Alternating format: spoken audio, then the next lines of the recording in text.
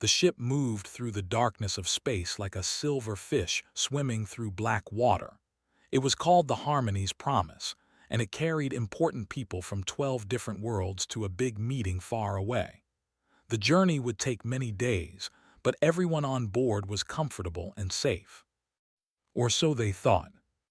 Ambassador stood in the meeting room, listening to the other leaders talk about trade and borders and all the boring things that leaders must discuss. She was, which meant she looked something like a large butterfly mixed with a mantis. She had 4 beautiful wings on her back, though they were folded neatly while she sat. Her eyes were large and made of many tiny parts, like a fly's eyes, and they could see in almost every direction at once. But right now, those wonderful eyes were not watching the meeting. They kept looking at the door. Her youngest child, little Pip, was in the nursery pod with the other children. Pip was only 6 months old by their calendar, which made the hatchling very young and very small. Pip could fit in a human's cupped hands with room to spare. The tiny wings on Pip's back were thin as paper and could not yet carry the little one into the air. That would come later, when Pip grew stronger. I loved all her children, but there was something special about the youngest. Pip was curious about everything. Pip wanted to explore every corner, touch every surface, look at every light. It was wonderful and terrifying at the same time. The meeting ended after 2 hours. Hurried to the nursery pod, her 4 legs clicking against the metal floor. She could not explain why she felt worried. Mother's instinct, perhaps. Something felt wrong. The nursery pod door opened. Inside, several alien children played with toys and games. A cub chased a ball of light. 2 younglings wrestled gently in the corner. A child practiced coiling and uncoiling its long body. But there was no Pip. A's wings snapped open in alarm. This was an automatic response her species had when frightened. The nursery attendant, a kind old with blue scales, looked up with worry in her eyes. "Ambassador," the attendant said, "I was just about to call you. The little one, we cannot find the little one." "What do you mean?" A's voice came out sharp and afraid. "Where is my child?" "We do not know. One moment Pip was here playing near the wall. The next moment," the attendant's voice broke. "There is a ventilation grate. The cover was loose, we think." A ran to the wall. She saw the grate immediately. It was small, maybe 20 centimeters wide, meant to circulate air through the ship. The cover hung open on one hinge. Beyond it was darkness. Her baby had crawled into the ship's air ducts. The next hour was chaos. Security chief arrived quickly. He was a species that looked like tall wolves that walked on 2 legs. His fur was well groomed and his ears stood straight up, always listening. They were known throughout the galaxy as excellent trackers and hunters. But even looked worried. "The air ducts connect to Sector 7, he explained to His voice was gentle, which somehow made everything worse. "Sector 7 is the old maintenance level. It has not been updated in many years. The passages there are very complicated. They branch into hundreds of different paths." "Then send your people in," demanded. "Send everyone, find my child." His ears flattened against his head. This was the expression for sadness and helplessness. "Ambassador, I would give my own life to help you, but the passages are too small. My people cannot fit. We sent drones, but they also cannot navigate the narrowest sections. There must be someone. The internal sensors lost Pip's signal when the little one entered Sector 7. The interference is too strong. We do not know which direction your child went." Paused. "Some of those passages lead to vacuum seals, if opened from inside, and others lead to the waste processing systems. The machines there would." He did not finish the sentence. He did not need to. I felt her legs grow weak. She grabbed the wall to keep from falling. Her wings drooped, losing all their color, turning with grief. Her baby was lost in a metal maze, alone, frightened, and slowly freezing to death because hatchlings could not survive cold temperatures for long. 2 hours, maybe less. That was all the time Pip had. "I am sorry," said. "I am so sorry." The other delegates had gathered outside the nursery pod. They watched with sad eyes, but no one moved to help. What could they do? They were too large. They were too wide. They needed water to breathe and could not survive in dry passages. Every species had a reason why they could not go. Then a voice spoke from the back of the crowd. "I will go." The crowd parted. A young human female walked forward. She was average height, average build, with black hair pulled back from her face. She wore the simple uniform of a junior technical worker. Her name tag said. I had barely noticed this human during the voyage. Humans were new to space travel. They had only discovered faster-than-light engines 200 years ago. Compared to species that had traveled the stars for thousands of years, humans were like bobbies themselves. Most of the other delegates ignored them. Security chief stepped toward the human with doubt on his face. The passages are less than half a meter wide in some places. The temperature changes from freezing cold to burning hot. The air quality is poor. You would be crawling blind through a maze with no way to communicate with us." I know, was already removing her outer jacket. Underneath, she wore a thin shirt. Her arms were not particularly muscular. She did not look like a hero. She looked like an ordinary young woman. "I grew up on a mining station," continued. "Half my childhood was spent crawling through maintenance shafts. I know how to navigate tight spaces. I know how to read air currents and feel vibrations through metal." She looked directly at A. "How long can your baby survive in cold?" A's voice was barely a whisper. 2 hours, maybe less. Pip is so small." Nodded once. She walked to the ventilation grate and gripped the metal with her bare hands. With a grunt of effort, she pulled it completely free. The metal bent under her fingers, stepped back in surprise. He had not expected such strength from such a soft-looking creature. "Wait," said. "You have no equipment, no protective suit, no light, no way to call for help. If you become lost as well, we cannot save you." Looked at him. Her eyes were calm and determined. "Then you will lose one human, but that baby has a mother waiting. I am not going to let a child die alone in the dark." Before anyone could say another word, she climbed into the vent and disappeared. The crowd stood in silence, stared at the dark opening where the human had vanished. Her hearts, all three of them, beat fast with fear and something else, something she had not expected to feel. Hope. A creature she had never noticed, from a species she had dismissed as unimportant, had just crawled into hell to save her child. No hesitation, no demands for reward, no calculation of odds or risks. Just a simple statement: "I am not going to let a child die alone in the dark." Moved to stand beside her. His ears were still flat, but his eyes held a new expression. Confusion, perhaps, or wonder. "Humans," he said quietly, almost to himself. "I think we have underestimated humans." A could not respond. She could only watch the darkness and pray to whatever gods might listen that the small, soft, fragile human would bring her baby home. The darkness swallowed completely. For the first few meters, a little light came from behind her, from the nursery pod she had left. But then the duct turned left, then right, then down, and the light disappeared. She was alone in perfect blackness. Stopped moving and closed her eyes. This might seem strange, since there was nothing to see anyway, but it helped her focus. She had learned this trick as a child on the mining station where she grew up. When you cannot use your eyes, you must use everything else. She listened. The ship hummed around her, a constant low vibration that she felt more than heard. Air moved through the ducts in gentle currents, flowing from the life support systems to every part of the vessel. Behind her, toward the main ship, the air was warm and smelled faintly of people and food and cleaning chemicals. Ahead of her toward Sector 7, the air was cold. It smelled like dust and metal and forgotten things. That was where she needed to go. Began to crawl. She moved on her elbows and knees, keeping her body as flat as possible. The duct was tight around her, pressing against her shoulders and hips.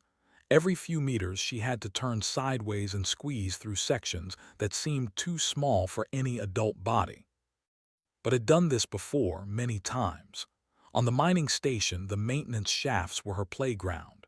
While other children played in the common areas, Young explored the hidden paths of the station. She knew every vent, every crawlway, every forgotten tunnel. The other miners called her Little Ghost because she could appear and disappear without anyone seeing her move. Those skills were not useless now. They might save a life. Her earpiece crackled. Security chief's voice came through, broken by static. "Human, losing your signal. Interference in Sector 7. "I hear you," replied. "Going radio silent to save power. I will tap twice on the comm if I am still alive." She tapped the earpiece twice. Then she continued forward and the static faded to silence. Now she was truly alone.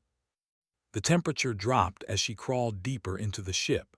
The metal beneath her palms went from cool to cold to freezing. Frost began to form on the duct walls, sparkling in a darkness so complete that could not actually see it. She only felt the ice crystals crunch under her elbows. Her fingers grew numb, then her toes, then her lips. The cold was a living thing wrapping around her body, trying to stop her movement, trying to make her give up and turn back. Did not turn back. She thought about the little hatchling somewhere ahead of her. Pip, the mother had called the child. Such a small name for such a small creature. Had seen children before in pictures and videos. They looked like tiny jeweled insects, beautiful and delicate with wings like colored glass. And they were not built for cold. A human could survive freezing temperatures for hours, maybe longer if they kept moving. A hatchling had 2 hours at most, probably less. Every minute spent crawling, Pip was getting weaker. She moved faster. The ducts branched again and again. Left, right, up, down. Made choices based on the air currents and the vibrations she felt through the metal. Living things changed the air around them. They breathed, they moved, they gave off tiny amounts of heat. If she paid attention, she could feel these changes. At least she hoped she could. The cold grew worse. His body began to shake, her muscles trembling to create heat. This was good in a way. Shivering meant her body was still fighting. When the shivering stopped, that was when real trouble began. She pressed her palm flat against the duct floor and held still. Feel, she told herself. Feel everything. There, a vibration. Not the steady hum of the ship, but something irregular, something organic, something small and frightened, shaking against metal. Changed direction and squeezed through a gap so narrow it scraped skin from her shoulders. She felt blood, warm against the cold, but she did not stop. Pain was just information. It told her body was still working. The vibration grew stronger. Then she heard it, a tiny sound, high and thin, cutting through the darkness, a chirping cry, the sound a lost child makes when they have given up hope of being found. "I am coming," called out. Her voice was rough from cold, barely louder than a whisper. "I am coming, little one. Stay still. Stay right where you are." She rounded a corner and felt the space open up slightly. Her reaching hands touched something that was not metal, something soft and cold and barely moving. Pip! The hatchling was pressed against a frozen pipe, curled into the smallest possible ball. Ice covered the tiny wings, making them stiff and white instead of colorful. The compound eyes were dim, almost closed.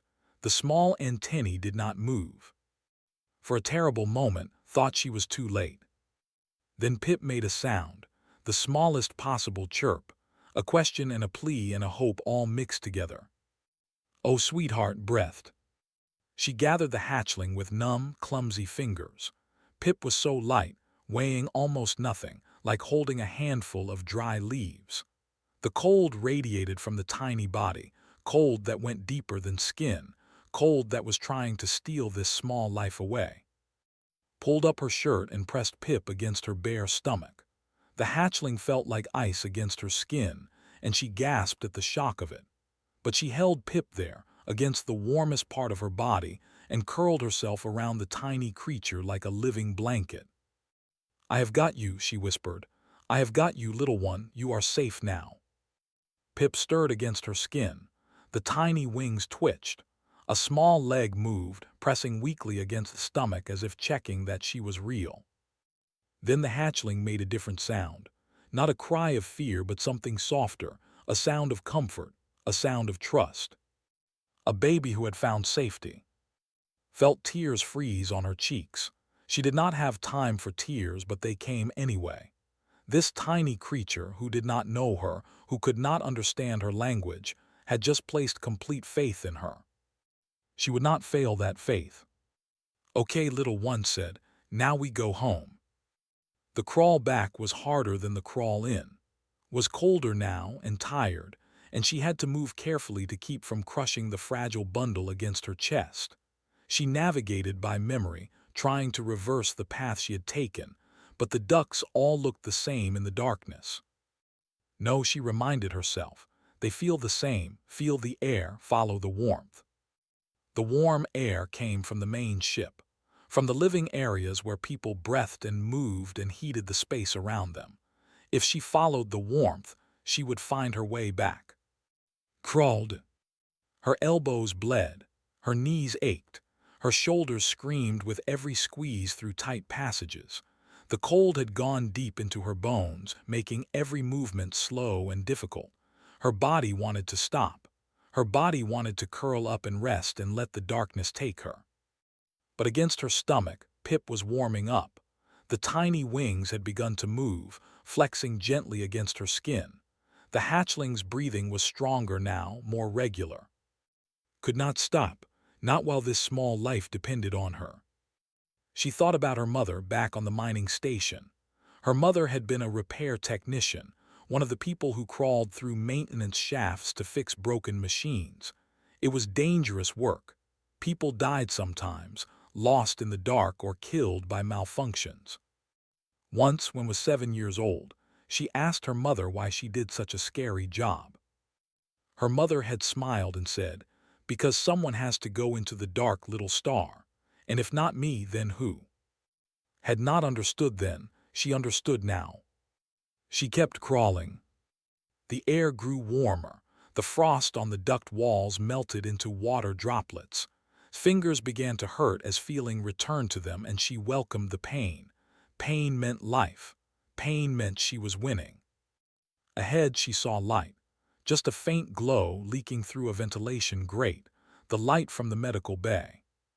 Used the last of her strength to reach the grate. She pressed her palm against the metal and pushed. The grate exploded outward and tumbled into the light, holding Pip against her chest, alive and frozen and victorious. "Medic," she gasped. "Get a medic, the baby is alive." Security chief had stopped hopping. 3 hours had passed since the human female disappeared into the air ducts. Her communication signal had vanished 90 minutes ago, lost in the interference of Sector 7. The search drones had found nothing. The thermal scanners had detected nothing. Every piece of technology on the ship had failed to locate either the human or the hatchling. Stood in the corridor outside the medical bay, watching Ambassador that had not moved in over an hour. She sat on a bench, her 4 legs folded beneath her, her wings completely. This was what happened when lost hope. Their colors faded. Their bodies became still. They entered a state of pre-grief, preparing themselves for the worst. The other delegates had tried to comfort her at first. Delegate of the had offered words of sympathy. Observer of the had spoken about acceptance and the cycle of life. Even the attendant from the nursery had come to say how sorry she was. None of it helped. How could it? A mother was about to lose her child. Had seen death many times in his career. He was security chief on a ship that traveled through dangerous space. Accidents happened. People died.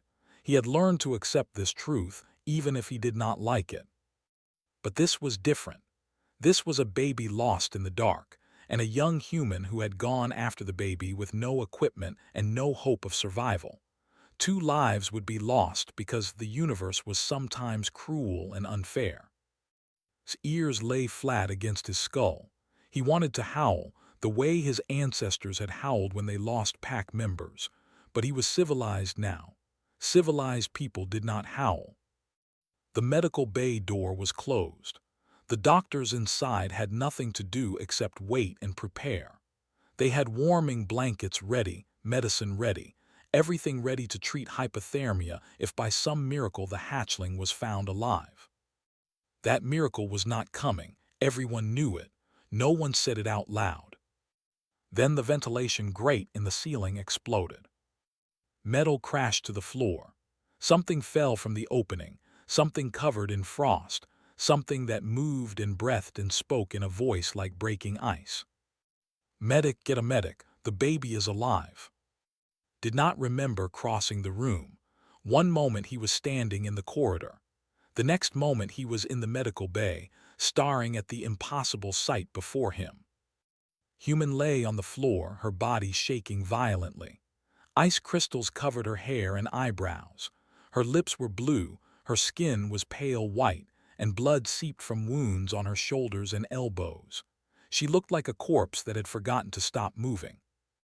But her hands, her frozen and trembling hands, were carefully placing something on the medical table, something small and precious, something wrapped against her bare stomach, warmed by her own body heat.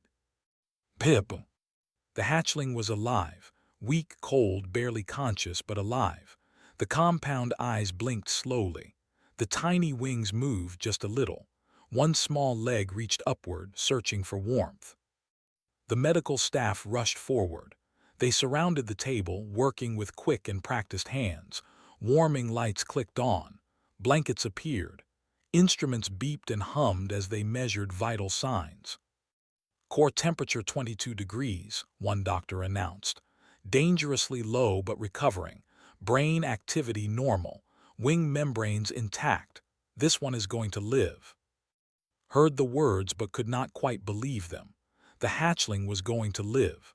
The human had actually done it.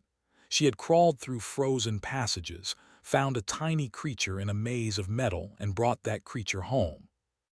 Impossible, absolutely impossible.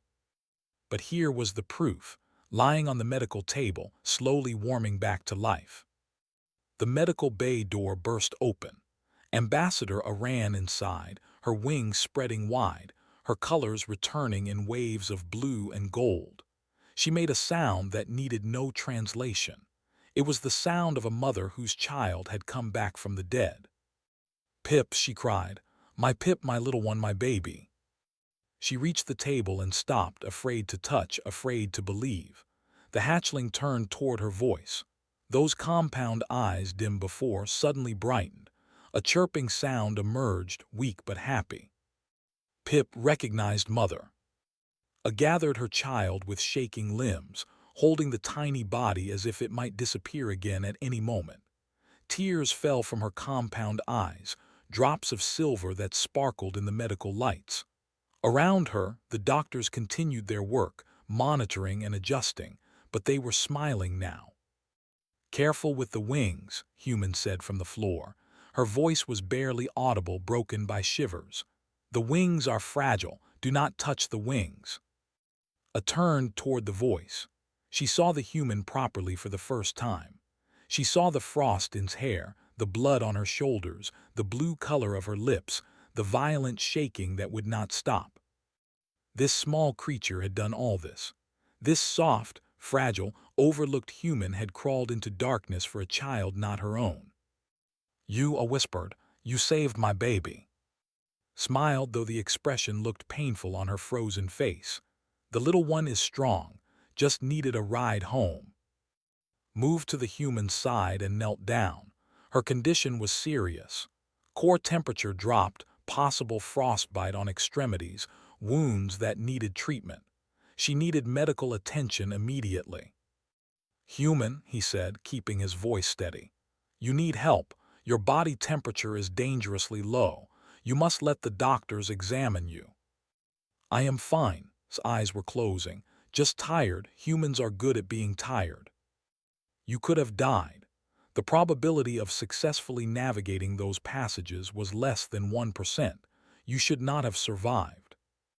I know, that small smile again despite everything, but I had a kid to find. She said it so simply, as if it explained everything, as if the impossible thing she had done was the most natural choice in the world. Helped the medical staff lift onto a second table. They stripped away her wet, frozen clothing and wrapped her in warming blankets. They attached sensors to measure her heart and her breathing. They worked with the same careful attention they had given the hatchling. Remarkable, one doctor muttered, examining the data. Her body should have shut down an hour ago. Core temperature dropped to 26 degrees at the lowest point. That should cause organ failure in most species. Humans have unusual tolerance for physical stress, another doctor said. But this is beyond normal parameters. She should be dead.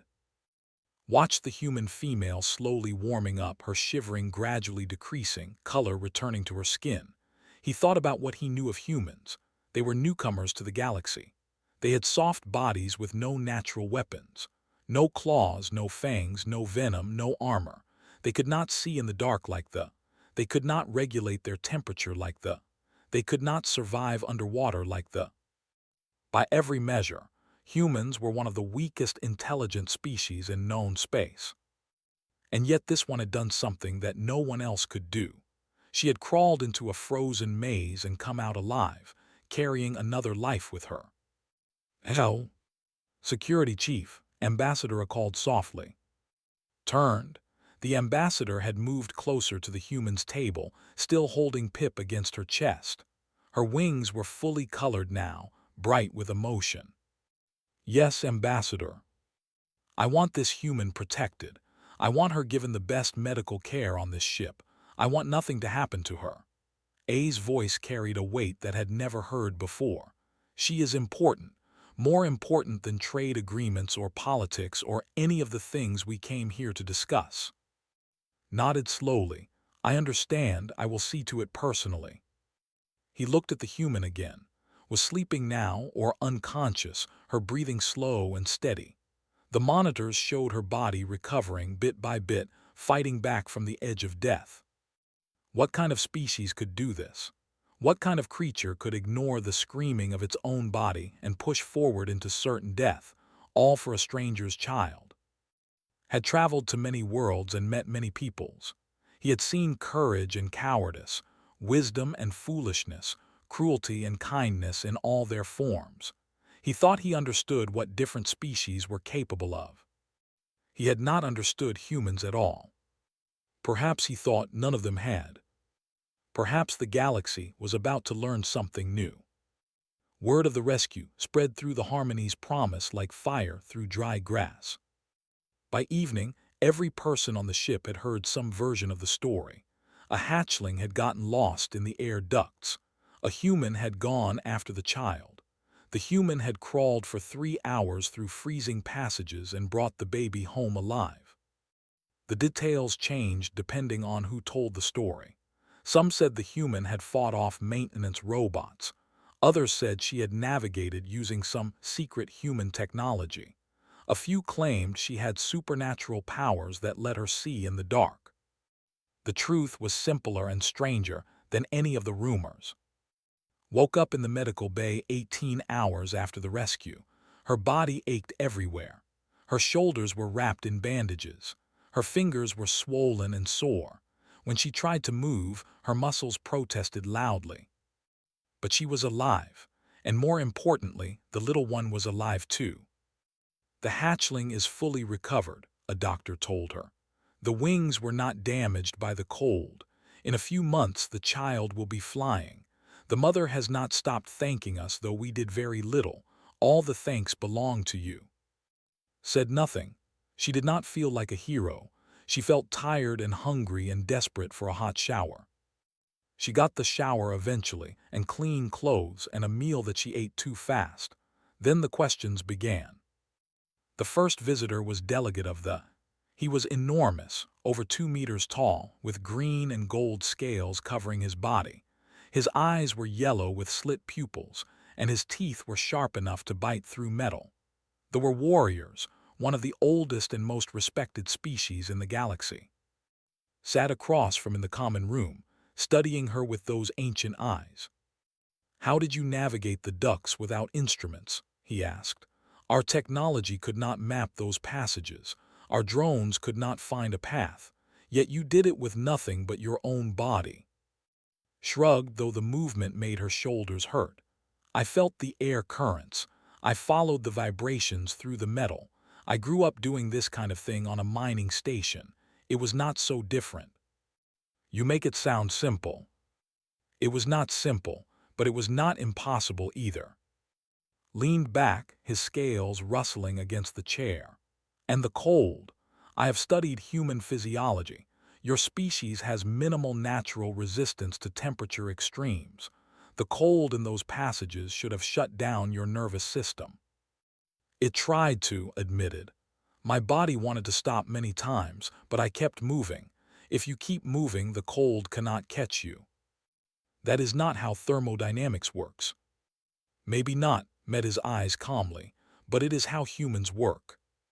The second visitor was observer of the. She was serpentine, with a long body covered in silver scales that changed color with her mood.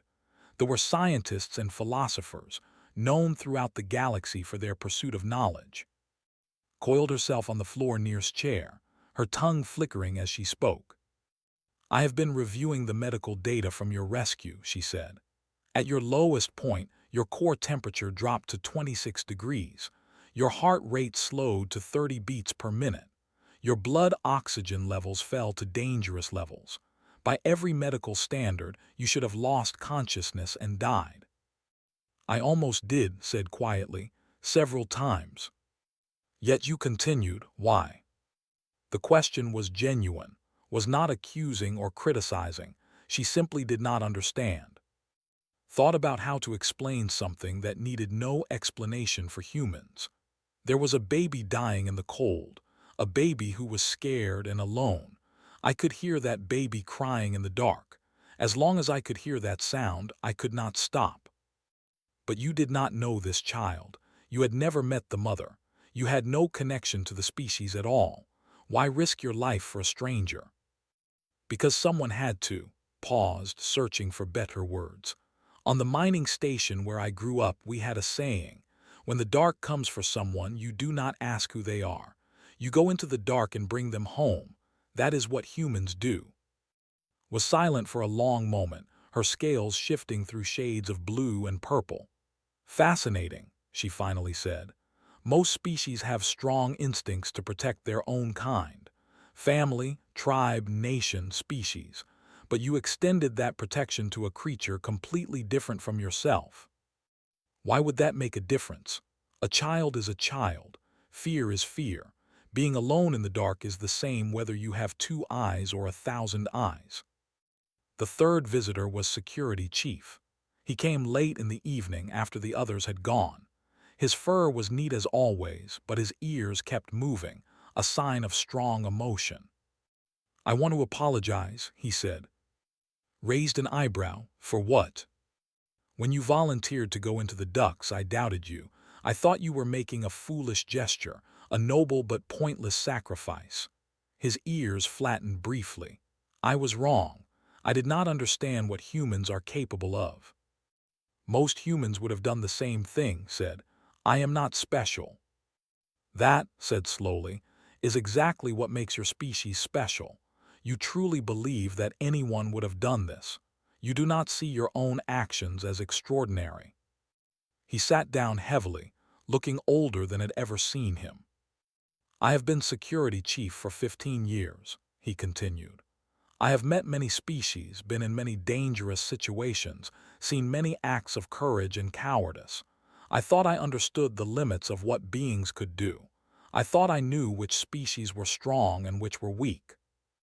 And now I am not sure I know anything." He met her eyes directly.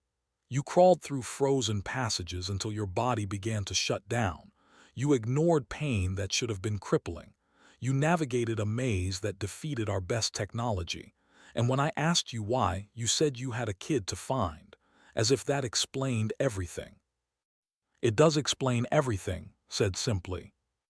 To a human, perhaps, shook his head. To the rest of us, it is a mystery. Why would any creature push itself to death for a stranger? What survival advantage does that provide? What logic makes such behavior make sense? Thought about the question seriously. She had never really examined why humans did the things they did. It was just how they were.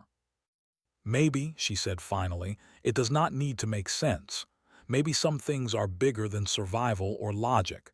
Maybe protecting the helpless is just right. And when something is right, you do it, even if it hurts, even if it kills you. Was quiet for a long time. I have a message for you, he said at last. From Ambassador. She wants to speak with you tomorrow. She says she has something important to tell you. Is the little one okay? Almost smiled. Pip is perfect, running around getting into trouble driving the nursery staff crazy, thanks to you. Felt warmth spread through her chest. Not physical warmth, but something deeper. The warmth of knowing she had made a difference. Good, she said. That is all that matters. Stood to leave, then paused at the door. Human, he said. On behalf of the people, I thank you. Not just for saving the child, but for teaching us something we did not know. I think the galaxy has been looking at humans the wrong way. I think you are not weak at all. I think you may be the strongest species we have ever encountered. He left before could respond. She sat alone in the quiet room, thinking about strength and weakness, about cold and warmth, about the crying of a lost child in the dark. She did not feel strong. She felt like a person who had done what needed to be done. But maybe, she thought, that was what strength really meant. The Galactic Assembly met 3 weeks later on a massive space station called Neutral Ground. It floated in empty space, far from any star or planet, a place where all species could meet as equals. The station was shaped like a wheel, with spokes of light connecting different sections. Ships from 100 worlds docked at its edges, bringing delegates to discuss the future. Had never been to such a place. She was just a junior technical worker, the lowest rank in the human delegation. She was supposed to sit quietly in the back and learn how galactic politics worked. But Ambassador had requested her presence specifically. You will sit with the delegation, the human ambassador had told. Ambassador was very clear about this. She wants you where everyone can see you. Did not understand why, but she agreed. The assembly hall was enormous, a domed chamber that could hold thousands of beings. Each species had its own section, with seats designed for their particular bodies. They had heat lamps above them. They sat in pools of water. They coiled on warm stones. The human section was small and plain, located near the back. Humans were still newcomers here, barely 200 years into space travel while other species had been among the stars for. Did not sit with the humans. She sat with in a place of honor next to Ambassador. Little Pip was there too, the hatchling's wings now bright with color, flexing and stretching as if eager to fly. When Pip saw, the little one immediately crawled into her lap, laughed and held the hatchling gently, careful not to touch the delicate wings. Pip chirped happily and settled against her stomach, right where had carried the child through the frozen darkness. Pip remembers, said softly. The warmth of your body saved my child's life. That warmth is still there in Pip's memory. It always will be. The assembly began with the usual business. Trade agreements were discussed.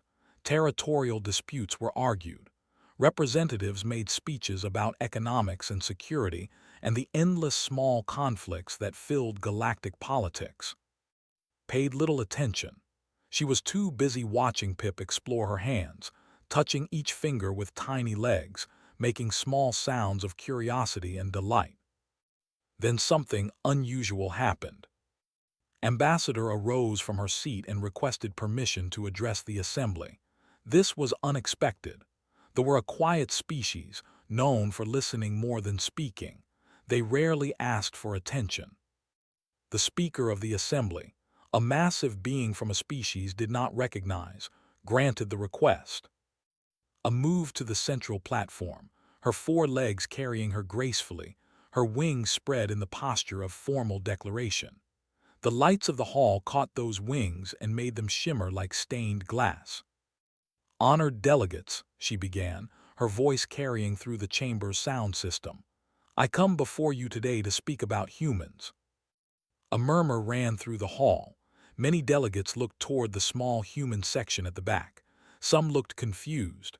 Some looked curious. A few looked annoyed at having their time wasted on such an unimportant topic. "I know what many of you think of humans," continued. "You think they are weak, soft, fragile. They have no natural weapons, no exceptional senses, no remarkable abilities. They live short lives and have only recently learned to travel between stars. In the great catalog of species, they are barely worth mentioning." She paused, her compound eyes swept across the hall. "I thought the same things once. I was wrong." Another pause. 3 weeks ago, my youngest hatchling vanished into the maintenance passages of a diplomatic ship. My baby was lost in a maze of cold metal, slowly freezing to death. Our drones could not find Pip. Our sensors could not locate Pip. Our technology that took us thousands of years to develop, failed completely. Her wings trembled with emotion. "A human saved my child. A junior worker named, whom none of you would recognize. She crawled into those passages with no equipment, no protection, nothing but her own body. She navigated for 3 hours through frozen darkness. She found my baby by feeling vibrations through the metal, by following air currents, by refusing to give up even when her body began to die from cold." The murmurs in the hall grew louder. Delegates were leaning forward now, paying attention. "When human found Pip, my child was nearly frozen solid. So she pressed my baby against her bare skin, against the warmth of her own body, and crawled back through the same maze while her blood froze in her veins. The doctors said her core temperature dropped to 26 degrees. They said she should have died.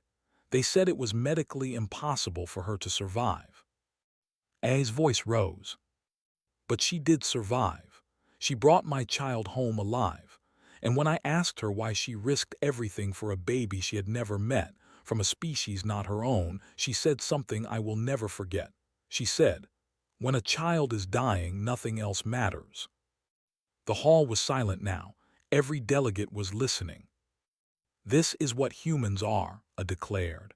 "Not their technology, which is young, not their strength, which seems modest, not their senses, which are ordinary. Humans are the species that crawls into darkness for strangers. They burn themselves to keep others warm. They carry hope into places where hope has no right to exist." She turned to face the human delegation directly, then shifted her gaze to where sat with Pip in her lap.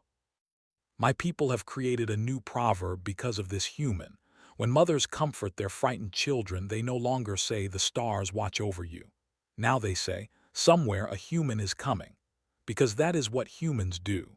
When the smallest and most helpless among us are in danger, humans come. They come even when it makes no sense. They come even when it will cost them their lives." She lowered her head in the deepest bow her species could offer. "On behalf of my child, who will fly strong because of human, on behalf of my people who have learned what humanity truly means, I thank you. And I warn the rest of this assembly, do not underestimate the species that goes into darkness for children not their own. Do not dismiss them because they seem soft. Do not ignore them because they are young." She raised her head again. "They are the ones who will save you when no one else can. Remember that." A return to her seat. The hall remained silent for a long moment. Then Delegate of the began to strike his massive tail against the floor.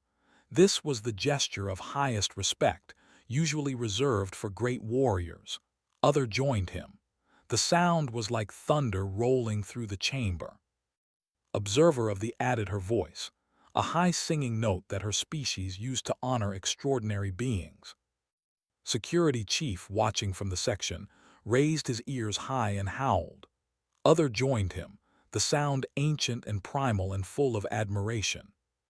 One by one, species after species added their own tributes. The hall filled with the sounds of a dozen different forms of respect, all directed at the same place. At the section where a young human woman sat with a small hatchling in her lap, tears streaming down her face. Pip looked up at and chirped questioningly, not understanding why the room was making so much noise. Hugged the little one close and whispered, "It is okay, sweetheart. Everything is okay." Later, when the assembly had ended and the delegates were returning to their ships, a found standing alone at a viewing window. The stars spread out before them, countless points of light in the endless dark. "You did not have to do that," said quietly. "The speech, the praise, I did not do anything special." A stood beside her, wings folded, eyes reflecting the starlight. "You keep saying that," the ambassador replied, "and it keeps being untrue. What you did was special.